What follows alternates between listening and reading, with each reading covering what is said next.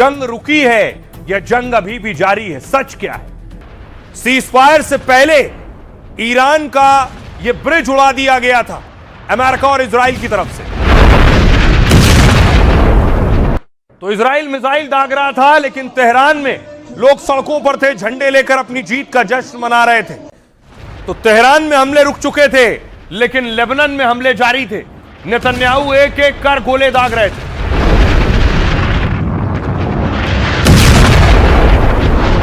जंग रुकी है या जंग अभी भी जारी है? सच क्या है?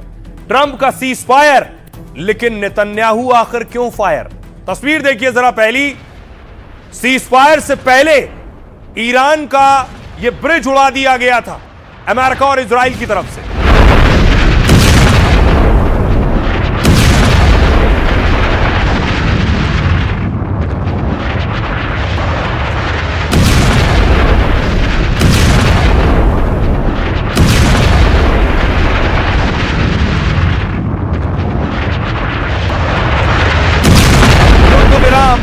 युद्ध विराम का जो ऐलान हुआ, उससे पहले तेहरान में यह ब्रिज उड़ा दिया गया जैसे धमकी दी गई थी।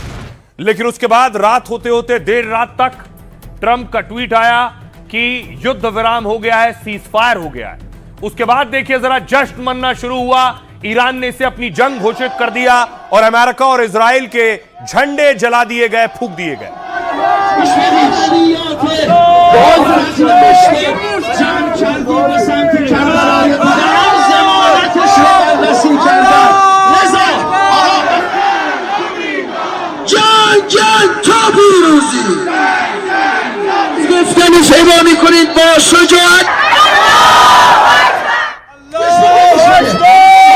तो एक तरफ ईरान जश्न मना रहा था, दूसरी तरफ इजराइल धमाके कर रहा था।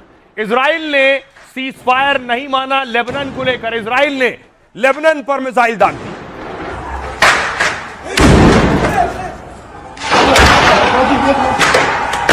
قواعد غير من الجامع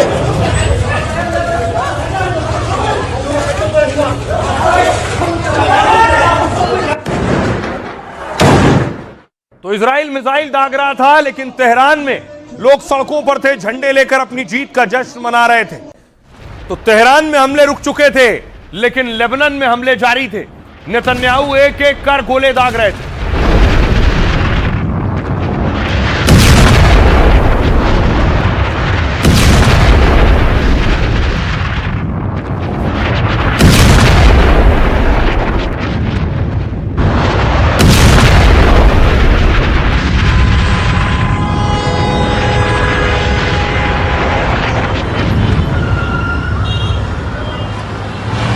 हमले लेबनान के बेरूत में हो रहे थे।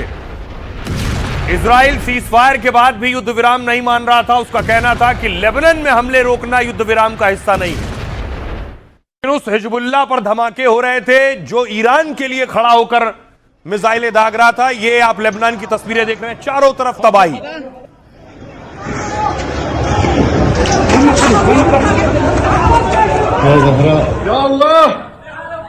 في عالم بالبناية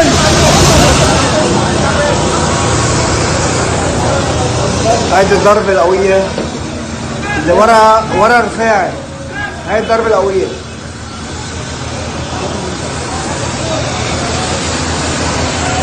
और लेबनान में नेतन्याहू के हमले अभी भी जारी हैं।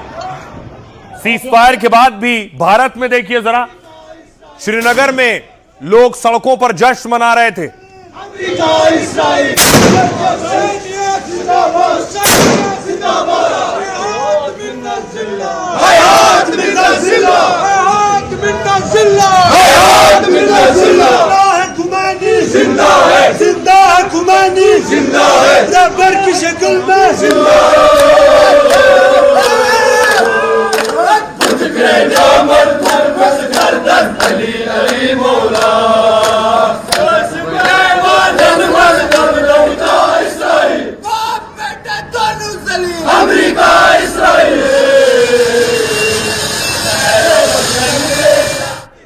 अमेरिका रुक गया, लेकिन नेतन्याहू नहीं रुक रहे थे। एक के बाद एक उन्होंने लेबनान पर हमले और ज्यादा बढ़ा दिए।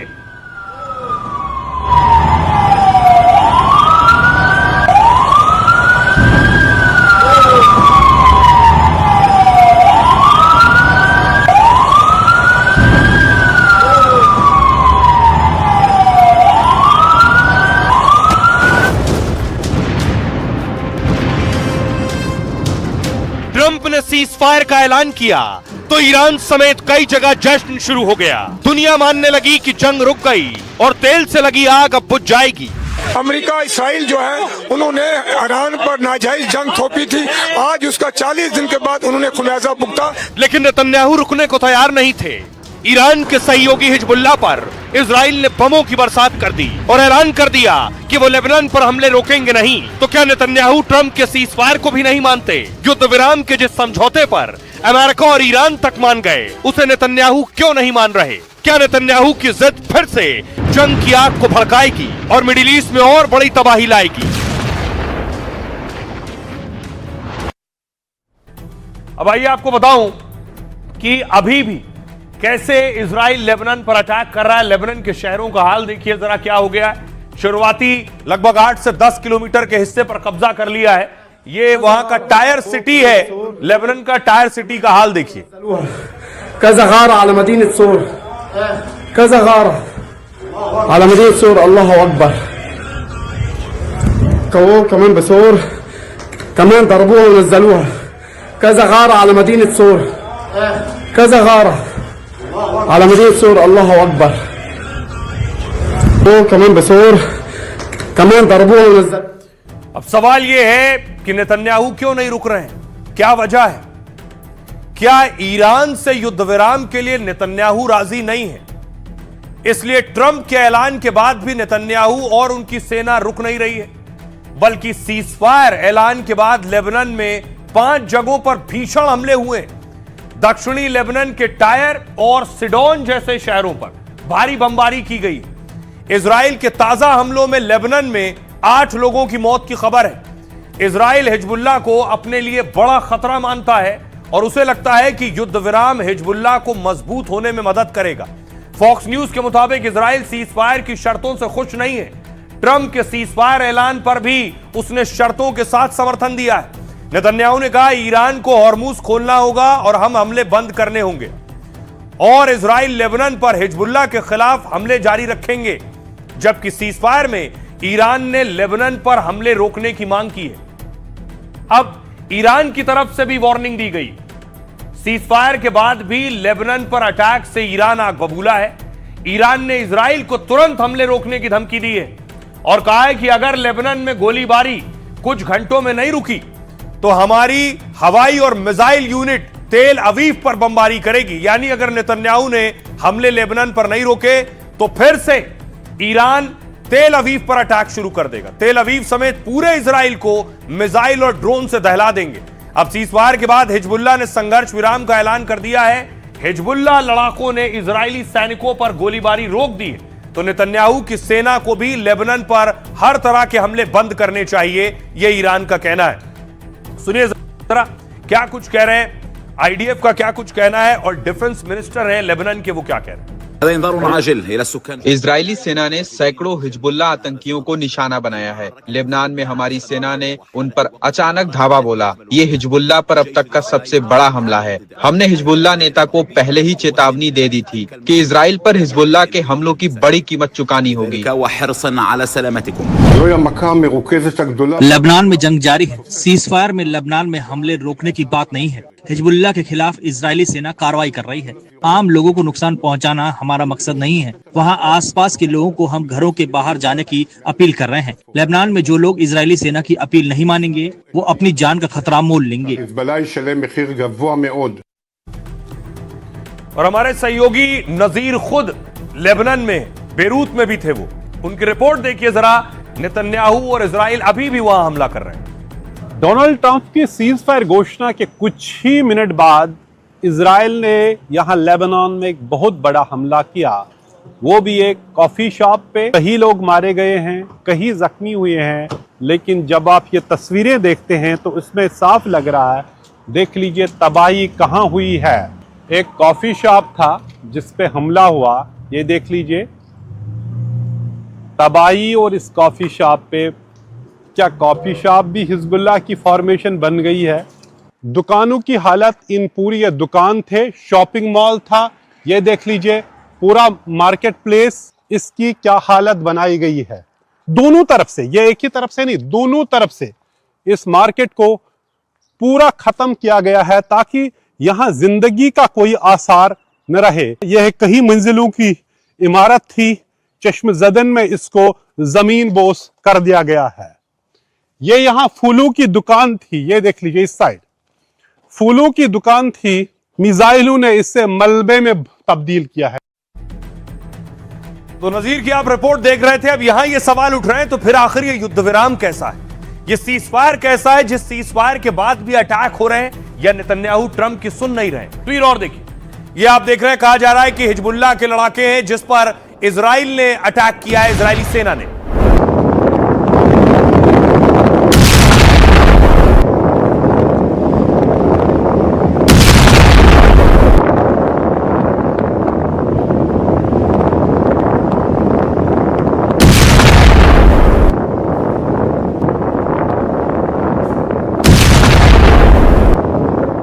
अब सवाल यह है कि आखिर इजरायली सेना क्या करने वाली। इजरायली कमांडर्स बैठक कर रहे हैं, उनके लिए क्या जंग रुक गई है या उनके पास कोई और बड़ा प्लान है? क्योंकि पहले गाजा, फिर लेबनान, फिर ईरान और फिर अभी भी लेबनान में अटैक जारी है। तो सवाल यह है कि आखिर यह युद्ध विराम कैसा हुआ है, इसमें शर्तें क्या हैं और क्या वो शर्तें मानी जा सकती हैं? क्या शर्तें हैं दोनों तरफ से? ईरान का प्रस्ताव, जो पहली शर्त है, ईरान के खिलाफ कोई नया आक्रमण नहीं होगा। असलियत क्या है? सीजफायर के बीच भी ईरान पर हमले हुए हैं। दूसरी शर्त है, हॉर्मूज पर ईरान का कंट्रोल होगा। इसकी असलियत यह है कि अमेरिका यहां टैक्स देने पर तैयार नहीं होगा। अमेरिका नहीं चाहता है कि हॉर्मूज से शिप गुजरे तो कोई उस पर टोल दे। तीसरी शर्त है, सभी परमाणु और आर्थिक प्रतिबंधों को हटाया जाए जो अमेरिका ने लगाए। असलियत यह है कि सीजफायर के बाद ट्रंप ने कहा परमाणु संवर्धन की अनुमति नहीं, यानी जो परमाणु को शुद्ध ईरान कर रहा था, इनरिच कर रहा था, इसकी हम इजाजत नहीं देंगे। लेकिन यह शर्त का हिस्सा है। चौथी शर्त, जब्त $100 बिलियन वापस मिले ईरान को, जो बैंकों में फ्रीज थे उनके। अमेरिका ईरान के साथ मिलकर इस पर बात करने की बात कर रहा है। पांचवी शर्त है, सभी दूसरी तरह के प्रतिबंधों को हटाया जाए जो सैंक्शंस ईरान पर अमेरिका और दूसरे देशों ने लगाए। इसकी असलियत यह है कि टैरिफ और सैंक्शन राहत पर बातचीत करेगा अमेरिका। छठी शर्त है, मिडिल ईस्ट से अमेरिकी सेना वापस हो। सैन्य अड्डों पर जो ट्रंप की सेना मौजूद है, इस पर असलियत यह है कि अमेरिका शायद ही इसके लिए तैयार होगा क्योंकि उसके वहां सैन्य अड्डे हैं। सातवीं शर्त है, लेबनान समेत सभी मोर्चों पर युद्ध की समाप्ति हो, यानी लेबनान में जो इजराइल हमले कर रहा है वो भी समाप्त हो। असलियत यह है कि इजराइल के लेबनान में हमले अभी भी जारी। आठवीं शर्त है, संयुक्त राष्ट्र सुरक्षा परिषद यानी यूएनएससी के सभी प्रस्तावों को समाप्त किया जाए। इस पर असलियत यह है कि ईरान को हथियार देने वाले देशों पर 50% टैरिफ लगेगा। नवा प्रस्ताव यह है, बोर्ड ऑफ गवर्नर्स के सभी प्रस्तावों को समाप्त करना है, यानी अमेरिका ने ऐसा भरोसा नहीं दिया अब तक इस शर्त पर। और आखिरी और 10वीं शर्त है, ईरान को हर जाने का भुगतान हो, जो भी जंग में नुकसान हुआ है वो पैसा ईरान को दिया जाए। इसकी असलियत यह है, ट्रंप कह रहे हैं जंग से हमें खुद भारी नुकसान हुआ है। सुनिए जरा क्या कुछ कह रहे हैं अमेरिकी रक्षा मंत्री और अमेरिकी उपराष्ट्रपति, दोनों को सुनिए। हमारे पास मिनटों में ईरान की पूरी अर्थव्यवस्था को पंगु बनाने की शक्ति है। ईरान ने दया का रास्ता चुना। ट्रंप ने उन लक्ष्यों को बख्श दिया क्योंकि ईरान ने भारी दबाव में आकर सीजफायर स्वीकार किया। नए ईरानी शासन ने समझ लिया था कि समझौता उस भाग्य से कहीं बेहतर था जो उनका इंतजार कर रहा था। हम ये सुनिश्चित करेंगे कि ईरान इस सीजफायर का पालन करे, साथ ही बातचीत की मेज पर आकर समझौता करे। हम डटे रहेंगे, तैयार रहेंगे, सतर्क रहेंगे। हमारे सैनिक रक्षा के लिए तैयार है, आक्रमण के लिए तैयार है और किसी भी क्षण फिर आरंभ करने के लिए तैयार है। राष्ट्रपति ट्रंप चाहते हैं कि उन्हें बातचीत की मेज पर लाया जाए, लेकिन अगर ईरान ऐसा नहीं करता तो उसे इसकी भारी कीमत चुकानी पड़ती। उन्होंने हमें ईरान को भरोसे में लेकर बातचीत करने को कहा था। मुझे लगता है कि ईरान ने सही फैसला लिया है। तो सवाल यह है, शर्तें तो लंबी चौड़ी हैं, लेकिन क्या उन शर्तों को माना जा सकता है? क्या अमेरिका मानने को तैयार है? और शर्तें नहीं मानी जाएंगी तो सीजफायर कैसा? क्योंकि ईरान की रिफाइनरी पर अटैक हुआ है, ये तस्वीर आप देख रहे हैं। ईरान की ऑयल रिफाइनरी पर हमला हो गया, सीजफायर के बाद अटैक हुआ है।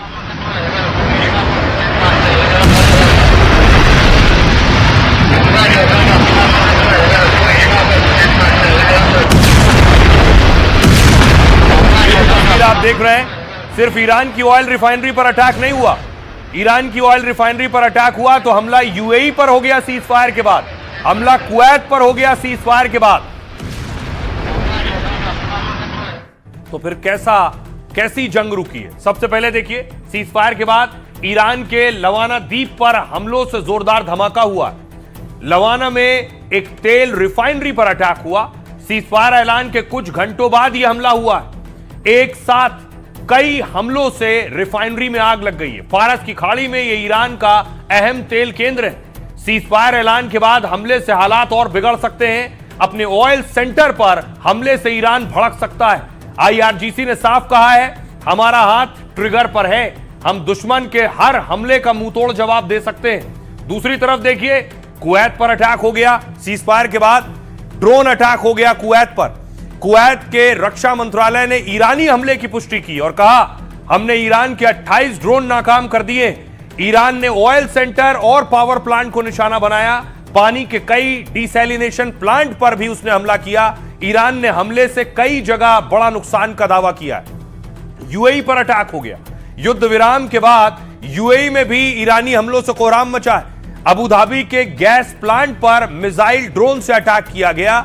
यूएई ने कहा है, एयर डिफेंस से हमने ये सारे हमले नाकाम कर दिए, लेकिन प्लांट में एक मिसाइल गिरने से आग लगने की भी खबर है। ईरानी हमले से एक भारतीय समेत 3 के घायल होने की भी खबर है और फिलहाल प्लांट का कामकाज रोकना पड़ गया है। दूसरी तरफ बहरीन पर भी हमले हो गए, इसीलिए सीज फायर पर सवाल उठ रहा है।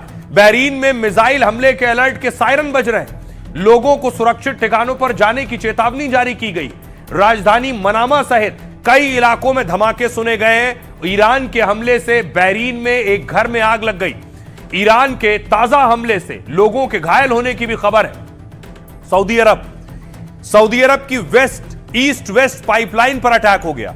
1200 किलोमीटर लंबी पाइपलाइन हॉर्मूज का एक विकल्प है। ईरान ने सऊदी पर कई ड्रोन और मिसाइल अटैक किए। सऊदी ने 5 मिसाइलों को बीच में ही मार गिराया है। तो सवाल यह है कि यह सीज फायर कितने दिन चलेगा? हुआ 14 दिन है और चला 4 घंटे भी नहीं। सुनिए जरा क्या कुछ कह रहे हैं पूर्व राजनयिक दीपक बोरा साहब। डोनाल्ड ट्रंप बहुत मर्क्यूरियल आदमी है, अपना इरादा बदलते रहते हैं, फैसले बदलते रहते हैं। जब एक तरफ से कह रहे थे कि मैं उनकी सभ्यता को मिटा दूंगा एटसेट्रा, दूसरी तरफ फिर उसने एकदम से समझौता कर लिया, एक ऑफर कर दिया कि भाई 2 हफ्ते के लिए सीज फायर होगा।